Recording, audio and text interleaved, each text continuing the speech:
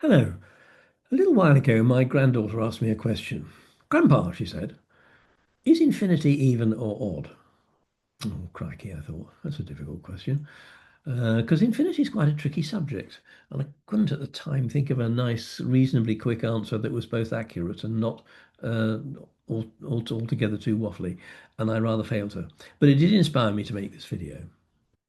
So actually, it's a series of videos called Making Sense of Infinity. And I've called it that because it is quite tricky to make sense of it. It's a paradoxical subject.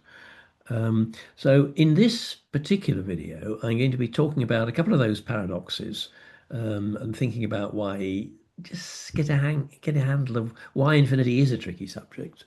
And then I'm going to talk about one way that mathematicians have established of thinking sensibly about infinity, which is really about counting. So it's about you can have three things, four things, five things, and so on, and then you can have more than that.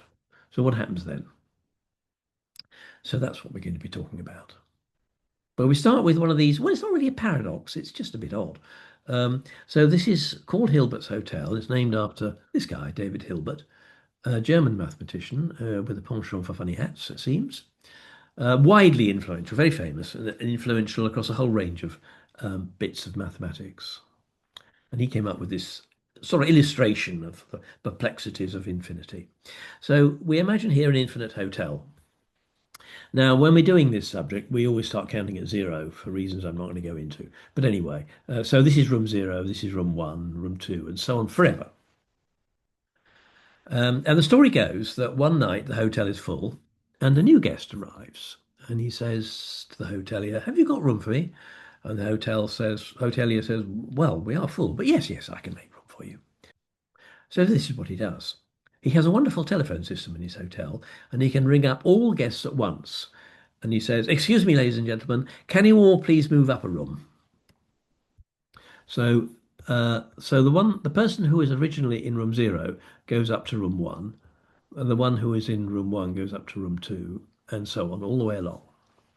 So now all the guests have all got rooms like they did before. They're all in different rooms. All the rooms are full except for room zero, which is now empty. So the new guests can go in there. So this doesn't happen with finite hotels, with it. You can't just rearrange the guests and funnily a room becomes empty. But with an infinite hotel, you can. You rearrange the guests and lo and behold, there's an empty room. Okay. Next night, an infinite coach party arrives at the hotel when it's again full. And the tour leader says to the hotelier, "Have you got room for us all?" And the hotelier says, "Well, we are full, but yes, yes, yes, I think I can fit you all in." So this time he rings up all his guests and a slightly more complicated message. He says, "If you're in room N at the moment, can you please move to room 2N plus 1?" So let's see what happens there. So the guest in room 0 goes up to room 1, which is 2 times 0 plus 1. The person who was originally in room 1 now goes up to 2 times 1 plus 1 is 3. The one who was originally in 2 goes up to 2 times 2 plus 1, which is 5. And so you can see what's happening. They're all moving into the odd numbered rooms. So you've rearranged all the guests who were in all the rooms. You've put them in all the odd numbered rooms, and there are enough rooms for them all. There are enough odd numbered rooms for them all, so they all fit in. But now all the even rooms are empty. And so this new infinite coach party goes in there. So that's even more perplexing. You've got a full hotel, you just rearrange the guests slightly, and suddenly you've got infinitely many spaces left to fit all these new guests in. Doesn't stop there because the next night, infinitely many infinite coach parties arrive. And they all say to, "Have you got room for us all?" Deafening clatter of requests. And the hotel says, well, yeah, I think I can do that. So what he does is same message to all the existing guests, move up to the odd numbered rooms. But now what he says to the first coach party, he says, "Will you go into the rooms that are divisible by 2, but not by 4? So you go into 2, but not 4, 6, but not 8, 10, but not 12, 14, but not 16, and so on." So that's the first party accommodated. But now we've still got all the rooms divisible by 4 available. So the next party goes into the rooms that are divisible by 4, but not by 8. So they go into room 4, but not 8, 12, but not 16, 20, and so on. And now all the rooms divisible by 8 are free, and there are infinitely many of those. So the next party goes into the rooms divisible by 8, but not 16. So it goes 8, not 16, 24, and so on, and so on, and so on. So in that way, you can fit all the guests in all the infinite number of infinite coach parties. And actually, by the way, you've still left room zero empty. Right, so that's Hilbert's Hotel. Now, the next one really is a paradox. I don't know that Hilbert's Hotel is really a paradox. It's a bit odd, isn't it? This really is a paradox. It's named after these two guys. John Little was an English mathematician. Sheldon Ross is an American one. He's still alive. And one of the things you might deduce from these pictures is that if you want to live a long life, you should study mathematics. So Hilbert lived into his 80s. Littlewood lived to his 90s. And Sheldon Ross is still going strong in his 80s. Anyway, here's the paradox. No hotels now. We just got a big jar and we got a huge heap of balls. In fact, it's an infinitely big jar and we've got an infinite pile of ping pong balls or something. And at each turn, you put two of these balls in the jar and then you take one out and throw it away. And you do this infinitely often. And the question is, how many balls are left in the jar after you've done all that? And you might say, well, obviously there are infinitely many. Oh, but not as clear as that. So let's see. It all depends how you do it. So let's suppose that the balls have got numbers on them. And what we're going to do is put the two in and then take out the one we've most recently put in and throw it away. So let's see. We put in numbers 0 and 1 to begin with, and then we take out number 1. Then we put in the next two, which are 2 and 3, and chuck out number 3. Put in 4 and 5, chuck out 5. Put in 6 and 7, chuck out 7. So now you can see what's going on. All the odd numbered balls get put in the jar and thrown away straight away. Whereas all the even numbered balls get put in the jar and they stay there forever. So they're still there at the end. So in this model, if we do it this way, all the even numbered balls will be in the jar at the end, and so there are infinitely many of them. Okay, but now suppose instead of taking out the newest, you take out the oldest. Well, let's see what happens there. So we start on by putting number 0 and 1 in, but then you take out number 0, and you're left with just number 1. Then you put in 2 and 3, and now you take out the oldest, which is number 1. So we get 2 and 3. Then we put in numbers 4 and 5 and take out the oldest, which is now 2. Put in 5 and 6 and take out 3. So now a different thing altogether is happening, isn't it? So actually, all the balls that get put in get taken out later. There's nothing left at the end. Which one would be left? Not number 100. The number 100 goes in at the 50th turn and comes out at the 100th turn. So it's not going to be there at the end. In fact, nothing's going to be there at the end. So let's look at these two approaches. At the finite stages, they look very similar. So, there's always 1 left here, 2, 3, 4. But this one, at the end, there are infinitely many there. And at the end of this one, there aren't any there. Well, that's a bit puzzling, isn't it? Worse than that, supposing the balls didn't have numbers on them, and you just took 2 balls off the heap and chucked them in the jar, gave them all a big stir, and then chucked one away. So you've no idea whether you're throwing away the oldest or the newest. So how many balls are left at the end? The answer is you can't tell. There is no answer to that question. Could be anything. So we deduce that infinity is a bit tricky, right? There's some simple sounding things that don't really work out quite how you'd think they do. Some things that are simple with finite numbers get really quite complicated with infinite numbers. So we must proceed slowly and carefully. And this is the guy who taught us how to do it. He's born in Russia, but he spent most of his life in Germany. And he didn't live quite as long as the other guys, did he? He did live into his 70s, though, which is not bad for somebody born in the first half of the 19th century. Anyway, he came up with 2 ways of making sense of infinity, 2 quite different ways. And we're going to start with this one, which is what I'm calling counting, cardinal numbers. So 0, 1, 2, 3, 4, 5, 6, etc. And then what? And the other one, which will come in the next video, talking about listings, it's about ordinal numbers. So 0th, 1st, 2nd, 3rd, 4th, 6th, and so on. And then what? And it turns out it's completely different. Okay, so how do we do this? So the natural numbers are just the numbers 0, 1, 2, 3, 4, and so on. Now, the question is, are there more natural numbers than there are even natural numbers? So these 0, 2, 4, 6, 8. Well, the first answer is yes, obviously there are, because they're all the odd ones. So yes, if you line them up like this, you can see that all the even ones are lined up and the odd ones are left over. So yes, obviously there are more natural numbers than even natural numbers. Well, but suppose you line them up like this. So you've lined up each even number with the number it's double. Well, then the same number on there. And then left over, you've lined them all up, there's nothing left over. So there are the same number of even natural numbers as natural numbers. Actually, you could even line them up this way, with all the natural numbers lined up with a number that's 4 times itself. In which case, it looks as though there are more even numbers than natural numbers. Oh dear. Now what? So the first thing we need to do is decide how we're going to determine whether two sets have the same size or not, because it turns out that's quite complicated.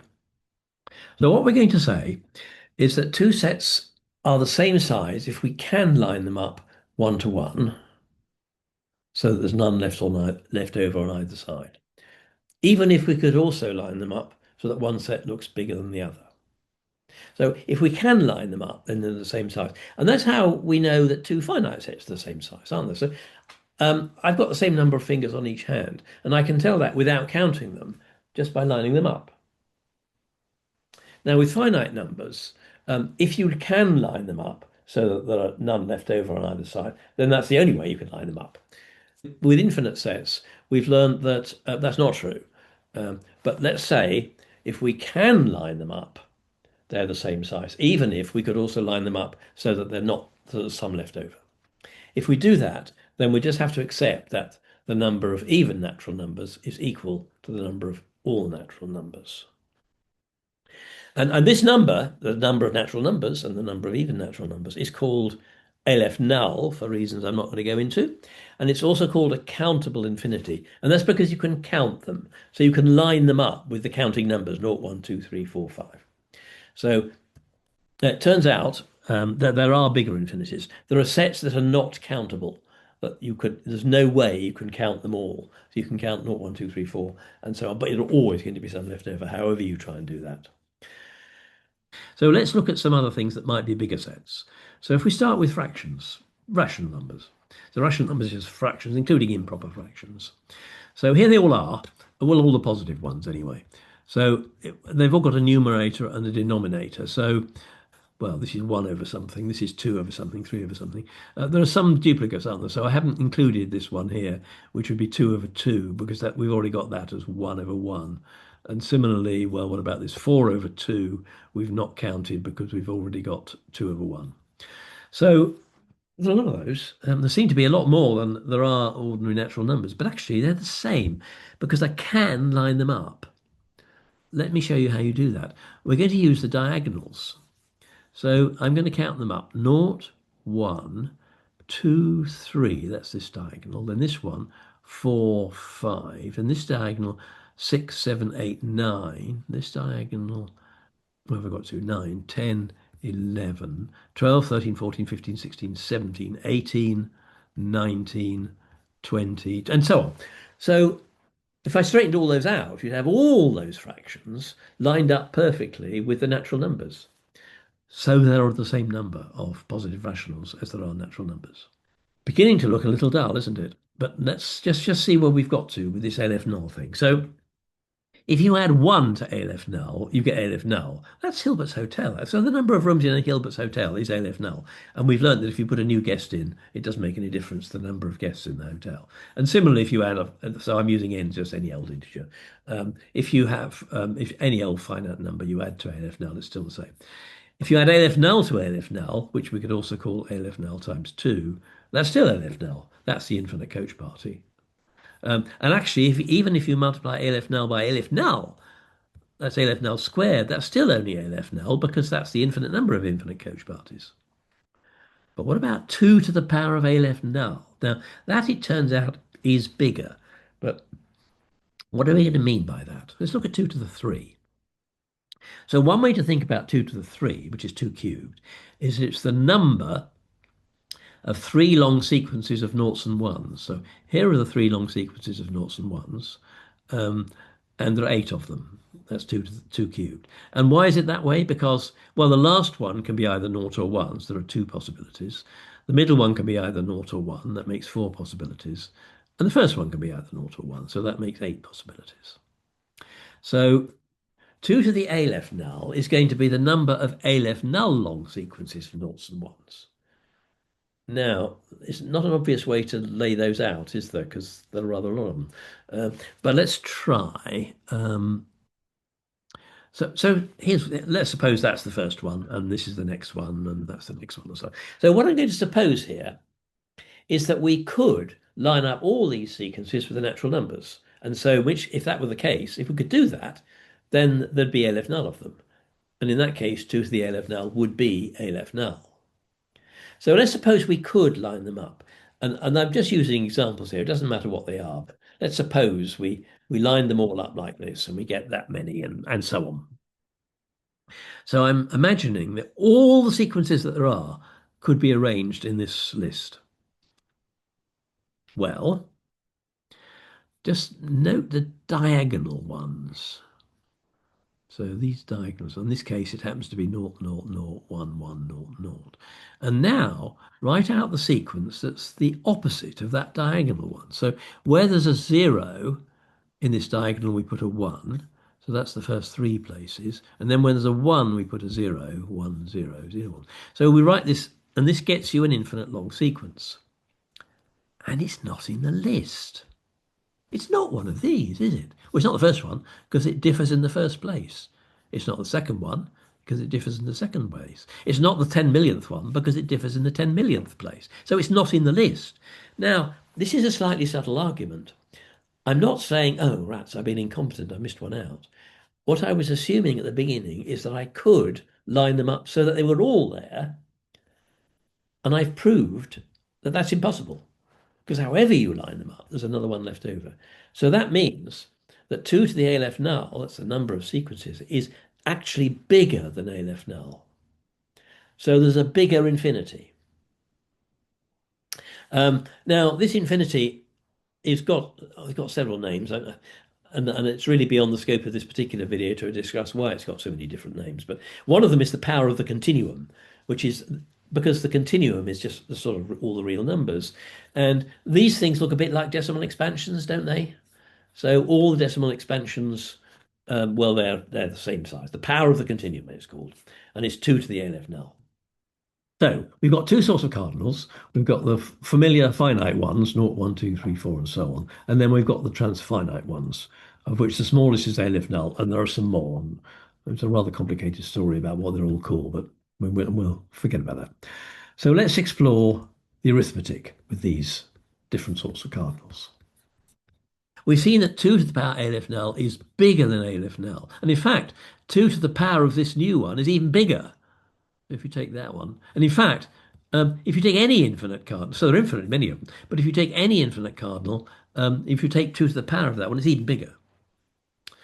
So the arithmetic rule here is for any infinite cardinal, any transfinite cardinal, sorry, I should say transfinite, with any transfinite cardinal, if you add 1 to it, it stays the same. If you add a finite number, it stays the same. In fact, if you add a smaller one, it stays the same, or even if you add the equal one. So the sum of two transfinite cardinals is just the bigger of the two.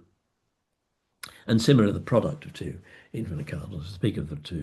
So that's the adding. Subtracting. So if you can subtract a smaller transfinite cardinal from a bigger one, and the bigger one won't change.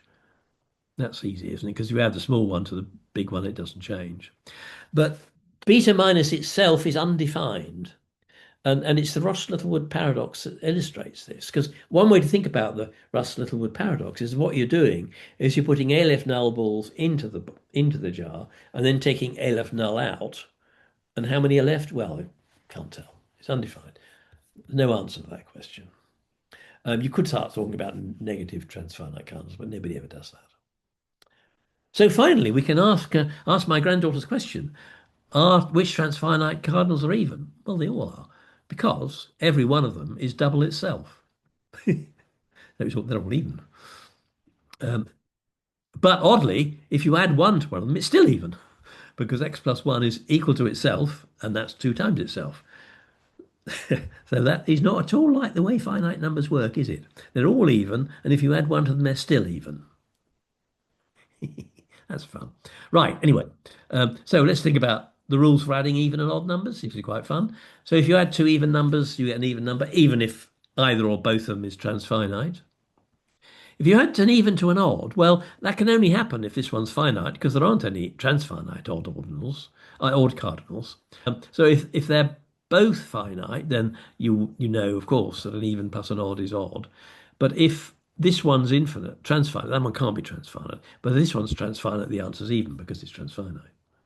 This doesn't work really well, does it? Odd plus odd, well, that's even, but that can only happen if they're both finite. And sort of the same thing happens with multiplication.